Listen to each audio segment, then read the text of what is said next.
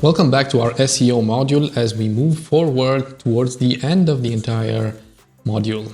In the grand scheme of SEO algorithm, there is one thing we can't forget: the user. All of the things we talk about have the end goal of providing relevant answers to users.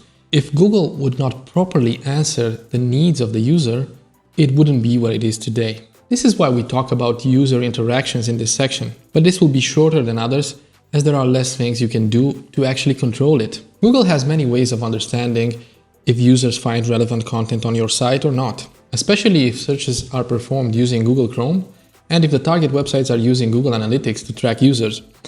This sort of usage of data from one service to another is not exactly compliant with all privacy principles, and it's not really okay, but it does give extra insights to Google that it needs to provide a constantly better search engine.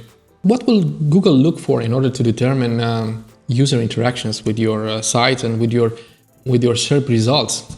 First thing, it will look for the relative CTR, which means click-through rate. So basically this means how many people click your result after a search. If you are, say, in 6th position on a search and you get a 12% click-through rate, this means in 100 searches for a particular search term, 12 users click your result, whereas the websites in 4th and 5th position get only like 5-6%. It is an indication that your result should be ranked higher, and it probably will be.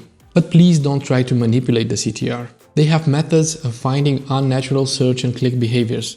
Focus on having an attractive title and a relevant meta description to increase this, and the CTR will grow on its own.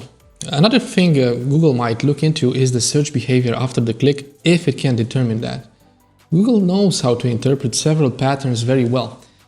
Let's assume that a user performs a search and then proceeds to click on the first result, then quickly clicks back to the search, clicks on the second result, and then does the same. Maybe he continues like that for the first 3-4 results, then reaches the result in 5th place and does not click back to the search. In some cases, Google can determine that the user spends more time on this page and takes action on it even. This sends the message that the user did not find anything relevant in the first 4 results, but he or she found that thing that he or she was looking for on the 5th page. If this situation repeats itself, it is likely that the page in 5th position will get a strong boost up the rankings because it shows relevance practically. Then there are more advanced behaviors and associated searches that can play a role.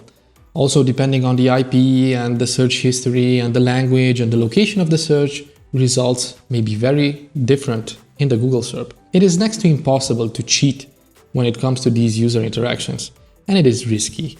Please don't try it by clicking your own results or hiring others to do it. Instead, focus on good titles, meta descriptions, and provide a good user experience on the landing page.